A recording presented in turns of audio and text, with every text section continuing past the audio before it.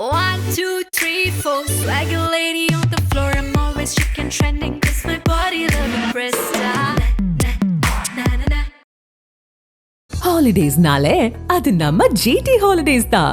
GT Holidays, South India's #1 travel brand. You know you are special when you're with GT Holidays.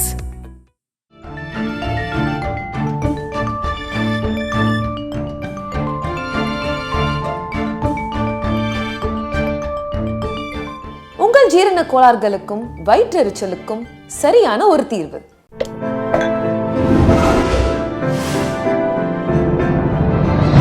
Sai with Chitra. திரைப்பட தயாரிப்பு, விநியோகம், நடிப்பு தாண்டி பல சங்கங்கள்லேயும் பொறுப்புகள் இருந்திருக்கீங்க. எப்படி இருந்தது அந்த அனுபவம்? நல்ல அனுபவம் தான். அதாவது திரைத்துறையில் எல்லா சங்கங்களுக்கும் தாய் சங்கம் தயாரிப்பாளர் சங்கம். எப்பயும் சங்கம் அப்படின்னாலே ஒரு இரு பிறவிகள், ஒரு ஒரு ஒரு மாற்று கருத்துகள் எல்லாம் இருக்கும். எல்லா பாலிட்டிக்ஸும் அந்த சங்கத்துக்குள்ளே இருக்கும். ஒரு 2-3 எலெக்ஷன் வந்திருக்கேன். அதுக்கப்புறம் அரசாங்கத்தால் நியமிக்கப்பட்ட ஒரு அடா கமிட்டி இருக்கும்போது பாரதி ராஜா அவருடைய தலைமையில் நானும் அதில் ஒரு இருந்து கிட்டத்தட்ட அப்போது ஒரு 1.5 வருஷம் சர்வீஸ் பண்ணோம். இது சர்வீஸ் ஏரியா தானே தவிர இந்த இடத்துல நம்ம சுயநலத்துக்கான இடமா நான் இது வரைக்கும் பார்த்ததில்லை. கோவிட் டைமில் கூட பார்த்திங்கன்னா நான் பொறுப்பில் இருக்கணும் இல்லையோ அந்த டைமில் பாதிக்கப்பட்ட தயாரிப்பாளர்கள், நலிந்த சூழ்நிலையில் இருக்கக்கூடியவங்க எல்லாருக்கும் அவங்கவுங்க வங்கி கணக்கை வாங்கி நாங்களாம் ஒரு டீமாக, உதாரணத்துக்கு சொல்லணும் அப்படின்னா நம்ம லலித், தயாரிப்பாளர் லலித், சுதன், அதுக்கப்புறம் ஆர்கே சுரேஷ், அப்புறம் அம்மா கிரியேஷன் சிவா, இப்படி எல்லாரும் ஒருங்கிணைச்சு எல்லாரும் கான்ட்ரிபியூட் பண்ணி எல்லாருக்கும் அந்த ஒரு 2-3 மாதத்துக்கான பணத்தை அந்த டைமில் எல்லாருக்கும் அக்கௌண்ட்டில் போட்டோம்.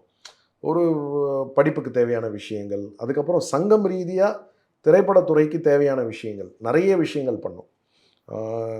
நான் பாரதி ராஜா சார் நாங்கள்லாம் ஒன்றா இருக்கும்போது தான் நான் ஒரு எஃப்எம்மில் பாடல்கள் போடும்போது தயாரிப்பாளரோட பேரையும் சொல்லி, அந்த பேனர் பேரையும் சொல்லி தான் பாட்டை போடணும்னு சொல்லி எல்லா எஃப்எம் நிறுவனத்துக்கிட்டேயும் கூப்பிட்டு உட்கார வச்சு பேசி நடைமுறையும் படுத்தணும். அதையெல்லாம் தக்க வச்சுக்காமல் விட்டுட்டாங்க. அதே மாதிரி விருது நிகழ்ச்சிகள் நடத்தினா தயாரிப்பாளர் சங்கத்துக்கும் ஒரு தொகை தரணும். ஏன்னா திரைப்படத்துறையே தயாரிப்பாளர்னு ஒருத்தர் இல்லைன்னா இந்த துறையே கிடையாது. அதனால் தயாரிப்பாளர் சங்கத்துக்கு நீங்கள் ஒரு ஏதாவது ஒரு ஸ்பான்சர் கொடுத்துட்டு நீங்கள் பண்ணுங்கன்ட்டு அதை இம்ப்ளிமெண்ட்டும் பண்ணோம். பிகை நோட்ஸில் பண்ணோம், சைமாவில் பண்ணோம், எல்லாமே பண்ணோம். அந்த மாதிரி நிறைய இன்க்ளூடிங் இப்போது சொல்கிறாங்க ஊடகத்துறையில் மீடியா அப்படிங்கிற போர்வையில் நிறைய பேர் தவறான ஆட்கள் இருக்காங்க, சரியான மீடியா பர்சன்ஸ் கூட ஐடென்டி இல்லைன்ட்டு. நான் அப்போ அந்த ஒரு சிஸ்டம் கொண்டு வந்தேன்.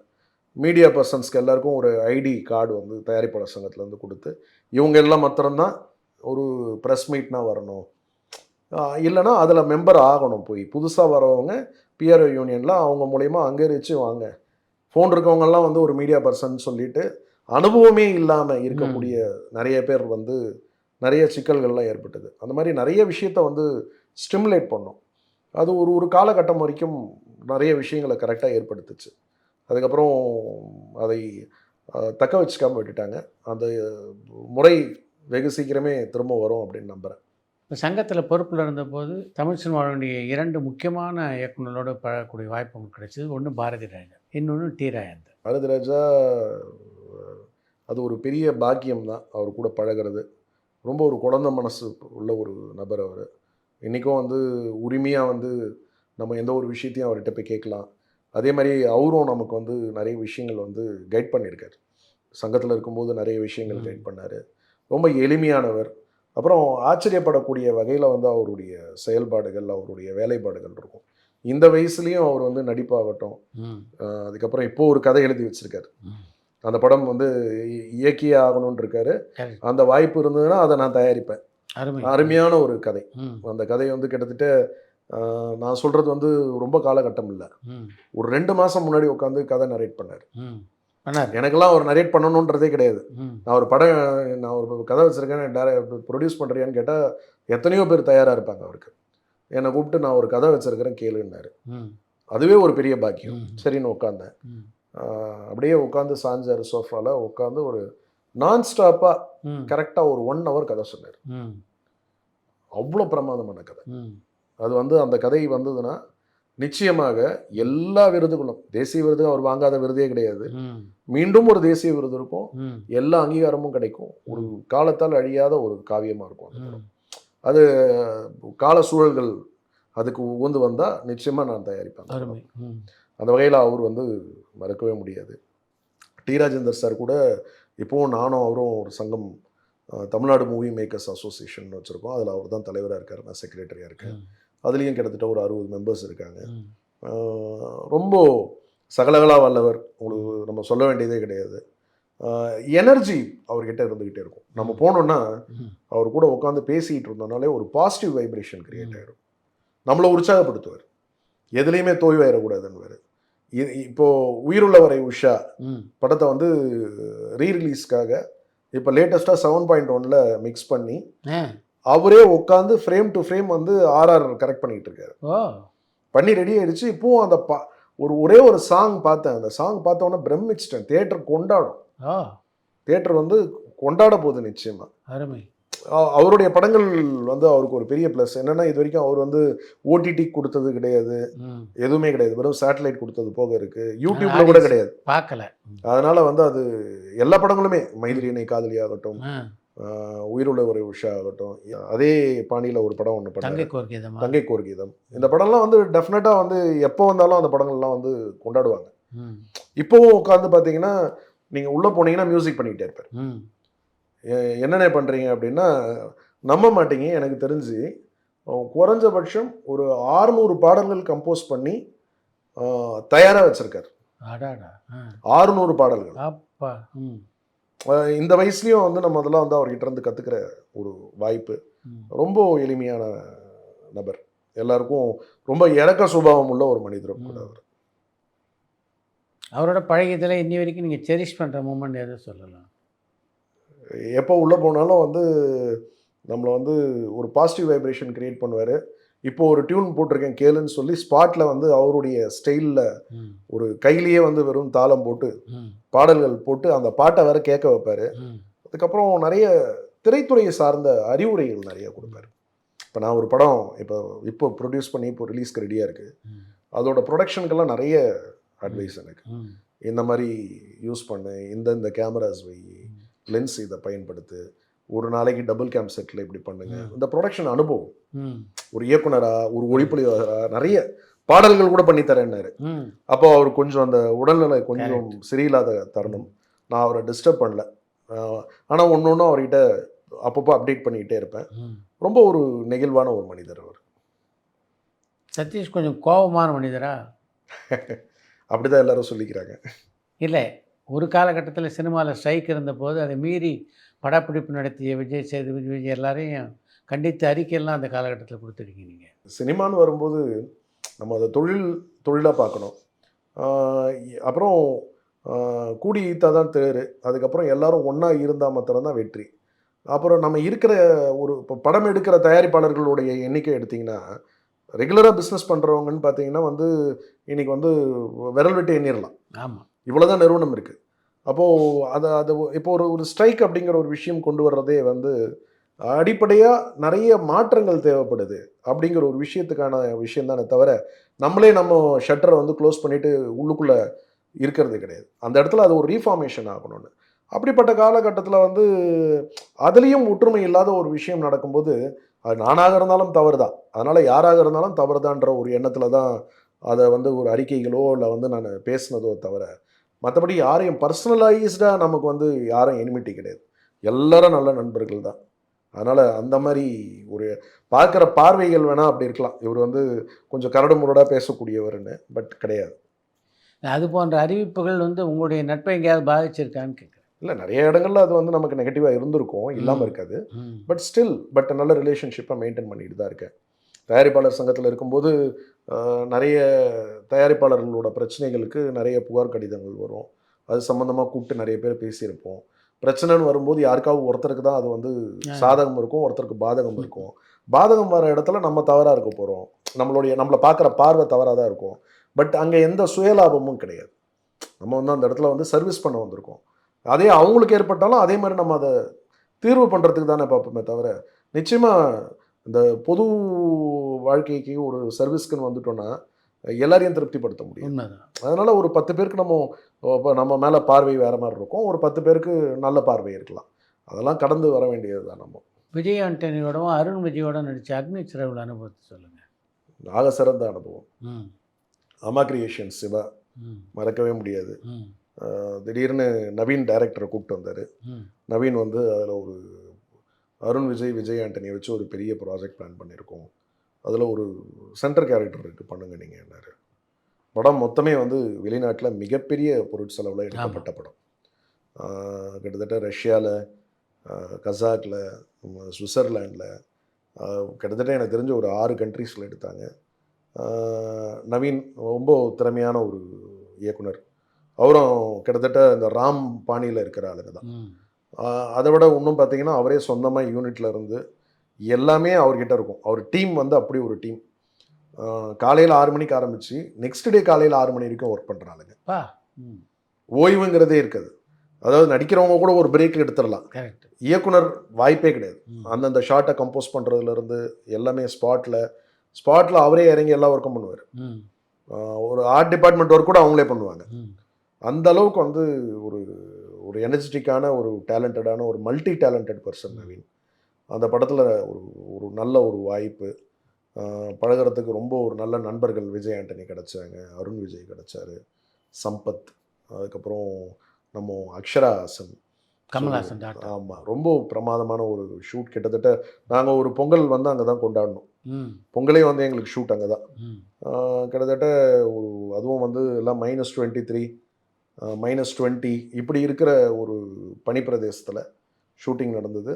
ஒரு ஹாலிவுட்டுக்கு சவால் விடக்கூடிய அளவுக்கு அந்த படத்தில் சண்டை காட்சிகள், படமாக்கப்பட்ட விதம், அருமை. நான் கிட்டத்தட்ட படம் பார்த்துட்டேன். ம் டெஃபினட்டாக இன்னைக்கு ஜென்ரேஷனுக்கு அது ஒரு மிகப்பெரிய ஒரு எதிர்பார்ப்பை ஏற்படுத்தி அந்த படம் வந்து பூர்த்தியும் பண்ணோம். அந்த படம் ஒரு முழுக்க ஆக்ஷன் த்ரில்லர் ஃபிலிம். அது ஒரு நல்ல அனுபவமும் கூட.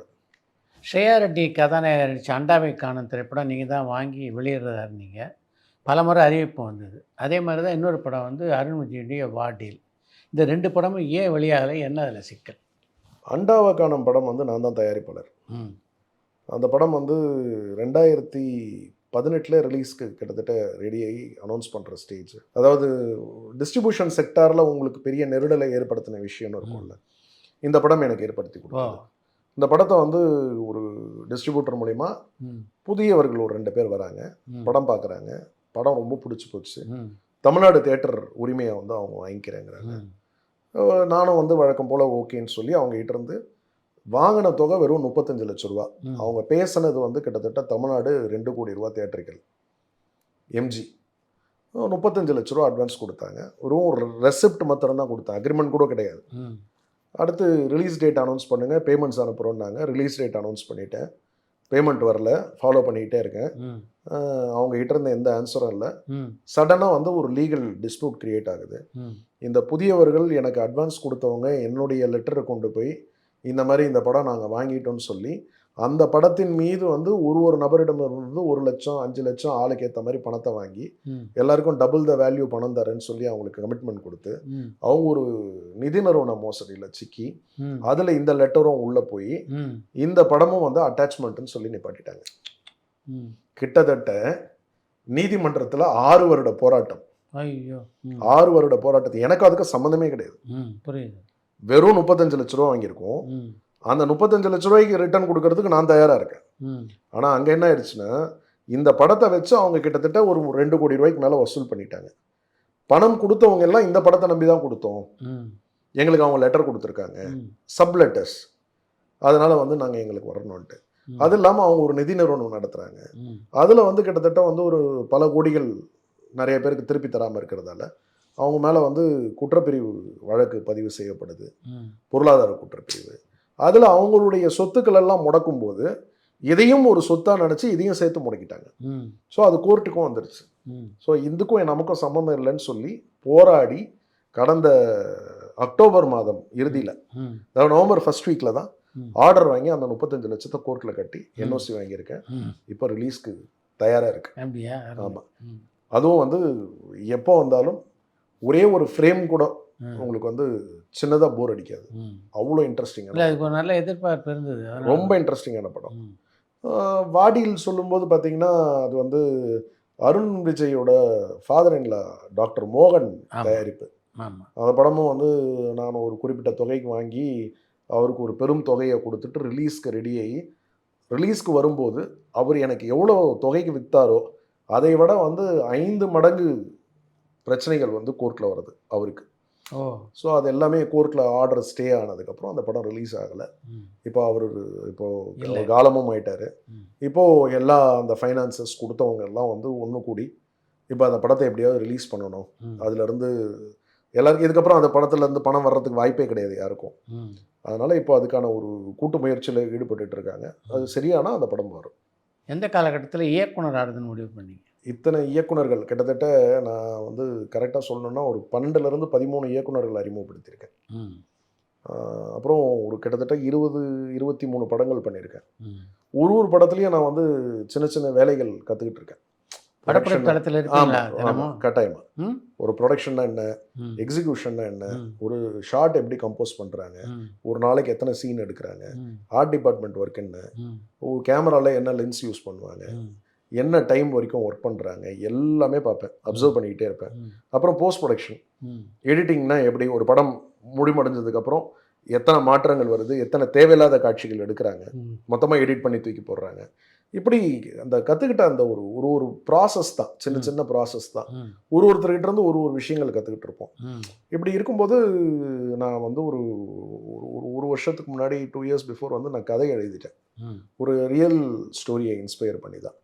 ஸோ இதை வந்து நம்மளே பிளான் பண்ணி இப்படி படம் இந்த பட்ஜெட்குள்ளே பிளான் பண்ணி நம்மளால் எடுக்க முடியுமா அப்படின்னு முதல்ல சுய பரிசோதனை பண்ணுற மாதிரி இந்த படத்தை பண்ணுவோன்ட்டு நான் பிளான் பண்ணது வந்து 33 நாள் ஷூட் பிளான் பண்ணேன். ஆனால் 29 நாளில் ஷூட் முடிச்சிட்டேன். நான் பிளான் பண்ணது ஒரு பட்ஜெட்டு, அந்த பட்ஜெட்லேருந்து ஒரு 30% கம்மியாக இந்த படத்தை கம்மியாக முடிச்சிட்டேன். எல்லா கிராஃப்டும் எனக்கு சப்போர்ட் பண்ணாங்க. என்னுடைய மியூசிக் டைரக்டர் ஆகட்டும், எடிட்டர் ஆகட்டும், கேமராமேன் ஆகட்டும், என்னுடைய டீம் டைரக்ஷன் டீம் ஆகட்டும், அப்புறம் மெயினாக ஒர்க் பண்ண அத்தனை ஆர்டிஸ்டோட கோஆப்ரேஷன், இப்படி ஒருத்தருடைய பங்கும் அதில் வந்து ரொம்ப பெருசாக இருந்தது. அந்த ஆர்வம் சரி அந்த படத்தை நம்மளே பண்ணுவோம் அப்படின்ட்டு படம் முடிஞ்சு இப்போது சென்சாராகி ரிலீஸ்க்கு தயாராகிட்டேன். ஒரு ட்ரைலர் ஆல்ரெடி ஒரு ட்ரைலரும் டீசரும் நல்ல ஹிட் ஆகிருக்கு. சாங்ஸும் பெரிய பேசும் பொருளாக இருக்குது. ஸோ அந்த படத்தை வந்து மக்கள் ஏற்றுப்பாங்க, பெரிய வெற்றியை தரும்னு நம்புகிறேன். முதல் படத்தை இயக்கும்போது ஏதாவது பிரச்சனைகளை சந்திக்க வேண்டியிருந்ததா உங்களுக்கு? பிரச்சனைகள் மாதிரிலாம் எதுவும் இல்லை, கற்றுக்கிட்டது தான். ஒரு நாளும் இட்ஸ் அ லேர்னிங் லெசன் தான். ஒரு இடத்துலையும் இப்போது நம்ம நினைக்கிற இடத்துல ஒரு ஷூட்டை எக்ஸிக்யூட் பண்ண முடியுமா, நம்ம நினைக்கிறதுக்குள்ளே இந்த ஷார்ட்ஸை எடுக்க முடியுமா, இப்படி சேலஞ்சிங் இருக்கும். இந்த சேலஞ்சிங்ஸ் எல்லாம் ஒரு இடத்துல நம்ம கற்றுக்கிட்டோம். ஒரு நாள் நாங்கள் எதிர்பார்த்ததை விட கூடுதலாக எடுப்போம், ஒரு நாள் நாங்கள் டார்கெட் அச்சீவ் பண்ணுறதுக்கே கஷ்டமாக இருக்கும். ஸோ அப்போ அன்றைக்கி என்ன மிஸ் பண்ணோம், எதனால் இந்த டிலே அப்படின்றத வந்து ரெக்டிஃபை பண்ணி நெக்ஸ்ட் டே இதை காம்பன்சேட் பண்ணி நெக்ஸ்ட் டேயில் அதை பண்ணுவோம். அப்புறம் லொக்கேஷன் ஹண்டிங் எப்படி, அப்புறம் நான் ஒரு பேட்டர்னில் பண்ணேன். நான் ஒரு லொக்கேஷன்ஸ் வைஸ் பிரித்து படத்தை எடுத்தேன். ஒரு லொக்கேஷன் போயிட்டால் அந்த லொக்கேஷனோட ஷெடியூல் மொத்தம் முடிச்சிடணும், அதுக்கப்புறம் வேறு லொக்கேஷன் போகலாம். நம்ம பிரேக் டவுன் போடும்போதே அப்படி போட்டு பண்ணேன். அது ரொம்ப ஈஸியாக இருந்தது. அதுக்கப்புறம் ஒரு விஷயத்தை கடைப்பிடிச்சேன், ப்ரொடக்ஷன் பாயிலேருந்து ஹீரோ வரைக்கும் ஒரே சாப்பாடு தான் சாப்பிட்ணும். அது வந்து ஹீரோ என்ன சாப்பிட்றாரோ அதுதான் ப்ரொடக்ஷன் பாய்க்கும். எல்லா நாளும் நான்வெஜ் கொடுத்தேன், எல்லா நாளும் எல்லாருக்கும் வந்து அன்னைக்கு செட்டில்மெண்ட்ஸ் கொடுத்தோம். ஸோ அந்த மாதிரியெல்லாம் பண்ணும்போது நிறைய நமக்கு வந்து பெனிஃபிட்ஸ் நிறைய இருக்குது. பொருளாதார ரீதியாகவும் நிறைய மிச்சப்படுத்தக்கூடிய ஒரு சூழல் ஏற்பட்டது. அப்புறம் கம்ப்ளீட்டாக டபுள் கேம் செட்டப்பில் தான் போனேன். எல்லா நாளும் டபுள் கேம் யூஸ் பண்ணியிருக்கேன். ஸோ அது பண்ணும்போது என்ன நமக்கு ப்ளஸ் இருக்குது அப்படின்னு பார்க்கும்போது காட்சிகள் வேகப்படுத்தி எடுக்கக்கூடிய காட்சி இருக்குது. அதுக்கப்புறம் எதையும் மிஸ் பண்ணாமல் எடுக்கிறோம். அந்த மாதிரி நிறைய விஷயங்கள் வந்து இந்த படம் வந்து கற்றுக் கொடுத்துருக்கு. அடுத்த படங்களுக்கெல்லாம் இன்னும் நம்மளை வந்து ஒரு பெட்டர்மெண்ட் பண்ணுறதுக்கான ஒரு பெரிய ப்ராசஸ் இது. என்ன சொல்ல போகுது ஃபயர் திரைப்படம்? டெஃபினட்டாக சமுதாயத்திற்கு எப்படி என்னுடைய படங்கள் ஒரு படமும் நல்ல ஒரு மெசேஜை சொல்லிச்சோ அந்த மாதிரி இந்த படமும் டெஃபினட்டாக ஒரு பொறுப்புள்ள ஒரு சமுதாயத்திற்கு தேவையான ஒரு கருத்துள்ள ஒரு படமாக இருக்கும். ஒரு பெண்கள் இன்றைக்கி இந்த சொசைட்டி எப்படி ட்ரீட் பண்ணுது, அப்படிங்கிற ஒரு விஷயத்த ரொம்ப ஒரு ஆழமாகவும் அதே நேரத்தில் பார்த்தா நம்ம வந்து அடடா நம்ம இப்படி இருக்கக்கூடாது அப்படிங்கிற மாதிரி ஒரு விஷயத்தை வந்து மாற்றக்கூடிய ஒரு சக்தியை வந்து இந்த படம் மூலயமா கொடுக்க முடியும்னு நம்புகிறேன். டெஃபினட்டாக வந்து ஒரு ஹார்ட் ஹிட்டிங் ஃபிலிமாகவும் இருக்கும். எப்படி இந்த கதாநாயகிகள் எல்லாம் தேர்ந்தெடுத்தீங்க? ஃபஸ்ட்டு இந்த hero character Bigg Boss Balaji. இந்த கேரக்டர் ரொம்ப சேலஞ்சிங்கான கேரக்டர், எல்லா ஹீரோஸும் பண்ண மாட்டாங்க. பாலாஜியை கூப்பிட்டு கதை சொல்லும்போது அந்த கேரக்டராகவே எனக்கு மாறி எனக்கு வந்து ரொம்ப ஒத்துழைப்பு கொடுத்து நடிச்சாப்புல. ஸோ அது என்னமோ தெரியல, பிக் பாஸில் இருந்த ஆட்களே நிறைய பேர் எனக்கு வந்துட்டாங்க. சாக்ஷி அகர்வால் ஆகட்டும், அப்புறம் இவங்க ரச்சிதா மகாலட்சுமி ஆகட்டும், சுரேஷ் சக்கரவர்த்தி, இப்படி நிறைய பேர். அதுக்கப்புறம் அந்தந்த கேரக்டருக்கு ஏற்ற மாதிரியே அந்த ஒரு லெவல்ஸ் வந்து எனக்கு கரெக்டாக அமைஞ்சுது. அந்த மீட்டரில் உட்காந்தாங்க எல்லாரும். ஸோ அப்படி அதே மாதிரி சாந்தினி தமிழரசன் ரொம்ப ரொம்ப இன்னசென்ட்டான ஒரு பியூட்டிஃபுல்லான ஒரு கேரக்டர் பண்ணியிருக்காங்க, சொல்லியே ஆகணும். ரொம்ப பிரமாதமாக இருக்கும். படம் வந்ததுக்கப்புறம் டெஃபினட்டாக அது வந்து பேசப்படக்கூடிய ஒரு கதாபாத்திரமாக இருக்கும். அதே மாதிரி சுரேஷ் சக்கரவர்த்தி சார் படம் ஃபுல்லாக ஒரு வேறு சிங்கம்புலி இருக்கார், பத்மன், அதுக்கப்புறம் சாக்ஷியோட ரோல், அதுக்கப்புறம் காயத்ரி ஷேனன் சொல்லிட்டு ஒரு சோஷியல் மீடியா இன்ஃப்ளூன்சராக இருக்காங்க. அவங்களுக்கு இதுதான் முதல் படம். இப்போது ரிவால்வர் ரீட்டான்னு ஒரு படம் பண்ணிகிட்டு இருக்காங்க. அவங்களுக்கும் ஒரு அருமையான படம். டெஃபினட்டாக அதே மாதிரி ரச்சிதாவுக்கு ஒரு பெரிய ஃபேன் பேஸ் இருக்குது. ஆமாம், அது நாங்கள் ராமேஸ்வரமில் ஒரு ஷூட் போகிறோம். அந்த ஷூட்டை வந்து நான் அங்கே இருக்கிற கூட்டத்தில் ஹேண்டில் பண்ணி எடுத்துடலான் இருக்கேன். எல்லாம் பிளான் பண்ணிட்டேன். ஆனால் ரச்சிதான்னு ஒரு கேரக்டர் வந்து நின்ற உடனே அந்த மொத்த அந்த அந்த அது சொல்லுவாங்க இல்லையா, அந்த தீர்த்தம், அந்த ராமேஸ்வரம் கடல் பகுதியை வந்து குளிக்கிறதுக்கான இடம், அந்த இடத்துல இருக்க மொத்த கூட்டமும் ரச்சிதா கிட்ட வந்துட்டாங்க. அதை சமாளித்து எடுக்கிறதுக்கே நான் பட்ட பாடு வந்து பெரிய சேலஞ்சாக இருந்தது. அவ்வளோ ஃபேன்ஸ் எங்கே போனாலும். அவங்க அந்த சரவணன் மீனாட்சியை அப்படியே இன்னும் கதாபாத்திரமாகவே எல்லார் மனதிலையும் அப்படியே இருக்காங்க. அதெல்லாம் கொஞ்சம் உடச்சி வரக்கூடிய ஒரு கதாபாத்திரமாக அந்த படத்தில் இருக்கும். அடுத்து குற்றம் கடிதல் பார்ட் 2 எடுக்கிற ஐடியா? ஆமாம், குற்றம் கடிதல் பாகம் 2 என்னுடைய திரைப்பயணத்தில் முக்கியமான படம் தங்க மீன்கள், அதே மாதிரி பரதேசி, குற்றம் கடிதல். குற்றம் கடிதல் பிரம்மா அப்படின்னு ஒரு நல்ல ஒரு இயக்குனரை வந்து கொடுத்தது, அவருக்கு முதல் படம். அந்த படம் ஒரு பள்ளி வளாகத்துக்குள்ளே நடக்கிற டீச்சர் எப்படி வந்து ஒரு ஸ்டூடெண்ட்டை ஹேண்டில் பண்ணணும்னு பேசப்பட்ட ஒரு படம். அது ஒரு சமுதாயத்திற்கு தேவையான ஒரு படம். இப்போவும் அதுவும் வந்து ஸ்கூல்ஸில் ரெகுலராக பசங்களுக்கு போட்டு காட்டுற ஒரு படம். இப்போ குற்றம் கடிதல் 2 அப்படிங்கிற ஒரு கதை வந்து புதுமை பித்தன் படத்தோட இயக்குனர் எஸ்கே ஜீவா, அவர் வந்து லவ்லி அவர் தான் டைரக்ட் பண்ணது, அழகிய தமிழ் மகன் அவர் தான் கதை, அதுக்கப்புறம் அநீதி வரைக்கும் டைலாக் ரைட்டர் அவர் வந்து அநீதியில் எனக்கு பழகும்போது நல்ல பழக்கம். ஒரு நாள் எனக்கு கதை சொன்னார், ஒரு லைன் இருக்குது கேளுங்க, எல்லார்கிட்டையும் சொல்லிட்டேன், சும்மா ஜென்ரலாக சொல்கிறேன் கேளுங்கன்னாரு. அந்த லைன் வந்து ரொம்ப பாதிச்சது. அந்த கதை கேட்டு முடித்தோன்னே ரொம்ப இன்டென்ஸாக சொல்லப்பட வேண்டிய ஒரு விஷயம். அது எப்படி இவ்வளோ நாள் எல்லாரும் அதை மறுத்துட்டாங்க, இல்லை வந்து இன்ட்ரெஸ்ட் காமிக்காமல் விட்டாங்கன்னு தெரியலையேன்ட்டு அந்த கதையை வந்து டெவலப் பண்ண ஆரம்பித்தோம். அந்த கதையை வந்து முழுமையாக்கி இப்போது ஏப்ரல் வந்து ஷூட் போகிறோம். அந்த படத்துக்கு குற்றம் கடிதல் பாகம் 2 தான் சரியான டைட்டிலாக இருக்கும். கதை வரும்போது அதை ஜஸ்டிஃபை பண்ணோம். ஒரு அருமையான கதை, எல்லா தகுதியும் எல்லா விருதுகளும் வாங்கக்கூடிய ஒரு படம். அதே நேரத்தில் ஒரு த்ரில்லர் எலிமெண்ட்டும் இருக்கும். யாரையும் போர் அடிக்காமல் அந்த படம் வந்து ஒரு விறுவிறுன்னு போகக்கூடிய ஒரு படமாக இருக்கும். ஸோ அந்த படத்தை அவர் தான் இயக்குறார். ஏப்ரல் வந்து ஷூட் போகிறோம். அதில் ஒரு கதையோட ஒரு மைய கதாபாத்திரம் ஒரு 60 வயது நிரம்பிய ஒரு ஓய்வு பெற்ற ஆசிரியர். அந்த கதாபாத்திரம் நான் தான் நடிக்கிறேன். ஸோ ஒரு முக்கியமான ஒரு தயாரிப்புலேயும் முக்கியமான படமாக இருக்கும், நடிப்புலேயும் எனக்கு ஒரு மிக முக்கியமான ஒரு படமாக இருக்கும். ரொம்ப நாளாக இந்த சினிமா இண்டஸ்ட்ரி இருக்கீங்க, இப்போ சினிமா உலகம் இயங்கிக்கிட்டு இருக்க முறையை பற்றி உங்களுடைய பார்வை என்ன? இல்லை, சினிமா இயங்கிக்கிட்டு இருக்கிற அப்படின்னா அதான் நான் சொல்லுவேன். ஏதாவது சினிமா அப்படிங்கிறது என்றைக்கும் காலத்துக்கும் இருக்கக்கூடிய ஒரு துறை. அதில் படம் எடுக்கிறவங்க மாறிக்கிட்டே இருப்பாங்க, நடிக்கிறவங்க மாறிக்கிட்டே இருப்பாங்க.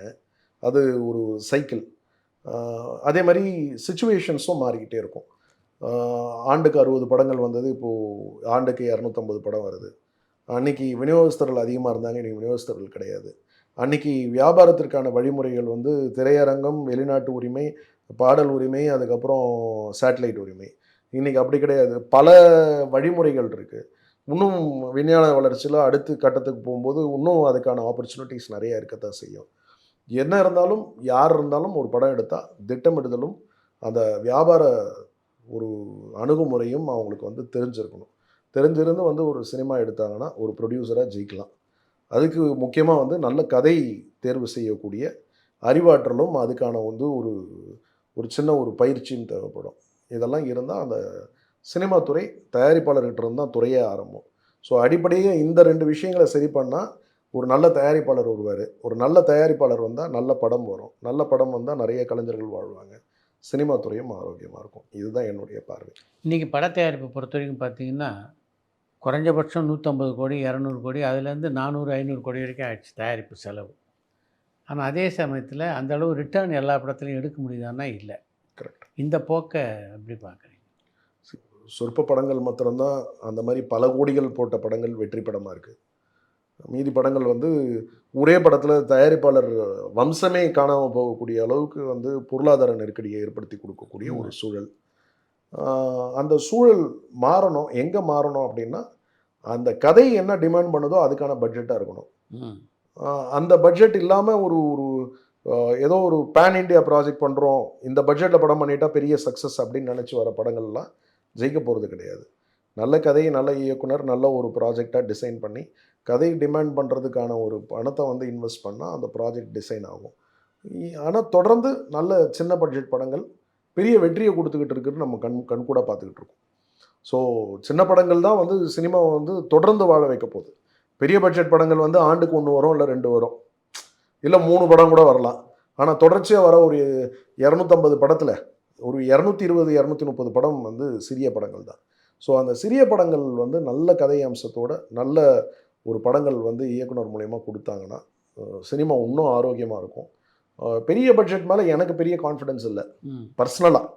நான் அது ஏன்னா பெரிய படங்கள் எவ்வளோ படம் சக்ஸஸாக இருக்குது. நீங்கள் உங்களுடைய தயாரிப்பில் கூட முக்கியமான நடிகர்கள் வச்சு அந்த தயாரிப்பை நீங்கள் பிளான் பண்ணலையே. தொடர்ந்து விஜய் சேதுபதி என்னுடைய பேனரில் ஒரு 5-6 படம் பண்ணியிருக்காரு. என்னுடைய தயாரிப்பிலேயே அதிகமான பட்ஜெட் அப்படின்னு எடுத்திங்கன்னா பரதேசி படம் தான் வந்து நான் வாங்கினது. அதுக்கப்புறம் எல்லாமே என்னுடைய லிமிட்ஸ்குள்ளே நான் பண்ணது தான். ஸோ அதனால் நான் அந்த பெரும் செலவில் வந்து பெரிய ஒரு பிரம்மாண்ட படைப்பு பண்ணணுன்றதுக்கெலாம் வரல. ஏன்னா நமக்கு ஒரு கார்ப்பரேட் செக்டர் கிடையாது, நம்ம ஒரு தனிநபர். நம்மளால் எவ்வளோ சுமக்க முடியுமோ அதை தான் சுமக்கணும். அது அளவுக்கு மீறி சுமந்துட்டு நம்மளால் முடியலன்னா நம்மளுடைய இனம் வம்சாவளியே ஒரு பெரிய சவாலை சந்திக்கக்கூடிய ஒரு சூழல் ஏற்பட்டுரும். ஸோ ஒரு நல்ல ஆரோக்கியமான ஒரு இண்டஸ்ட்ரி, ஒரு ஆரோக்கியமான பிளானிங் இருந்தால் இந்த இண்டஸ்ட்ரி வந்து டெஃபினட்டாக ஒரு லாபகரமான ஒரு இண்டஸ்ட்ரியாக இருக்கும்ன்றது என்னுடைய நம்பிக்கை. இந்த திரைப்பயணத்தில் உங்களுக்கு இது வரைக்கும் நீங்கள் பண்ணதில் நிறைவேற்ற அந்த படம்னு ஏதாவது சொல்லலாம்? இயக்கத்தில்ன்றது இப்போது நான் பண்ணி ரிலீஸ் ஆக போகிற படம் நிச்சயமாக எனக்கு வந்து ஒரு மிகப்பெரிய நிறைவை கொடுக்கும். ஏன்னா கதை என்னுடைய கதை, இயக்கம் என்னுடைய இயக்கம், அதில் ஒரு கேரக்டராகவும் நான் நடிச்சிருக்கேன். அந்த படம் சக்ஸஸ் ஆச்சுன்னா டெஃபினட்டாக இது வந்து என்னுடைய ஓன் பேபி. இது எவ்வளோ நாள் வந்து நான் அடுத்தவங்களுடைய கதையும் அடுத்த இயக்குனர்களுடைய கதையும் வேறு நடிகர்களையும் வச்சு தான் நான் பண்ணியிருப்பேன். இதில் வந்து ஒரு 3 பொறுப்புகள் எனக்கு இருக்குது. ஸோ அந்த வகையில் வந்து ஃபயரை வந்து நான் ரொம்ப எதிர்பார்த்துக்கிட்டு இருக்கேன். நிச்சயமாக அந்த ஃபயர் வந்து ஒரு ஃபயரை கிரியேட் பண்ணணும்னு நம்புகிறேன். அருமை. நீங்கள் விநியோகம் பண்ண படங்களில் வந்து நடுவில் கொஞ்சம் பக்கத்தை காணும். என்னுடைய ஒரு அடுத்த கட்டத்திற்கான ஒரு வெற்றியை வந்து ஏற்படுத்தி கொடுத்த, பாதை வகுத்து கொடுத்த படம் வந்து நடுவில் கொஞ்சம் பக்கத்தை காணும். அதுதான் வந்து மிகப்பெரிய ஒரு மாற்றத்தை ஏற்படுத்தி கொடுத்த படம். ரொம்ப நன்றி. நன்றி சார். உங்கள் அனுபவத்தெல்லாம் நம்ம ரசிகர்களோட பகிர்ந்து கொண்டது. நன்றி சார். பரபரப்பான சினிமா செய்திகள், நட்சத்திரங்களின் பேட்டிகள், சினிமா வரலாறு ஆகியவற்றை பார்க்கவும் படிக்கவும் உங்களுக்கான இணையதளம் tourantalkies.co.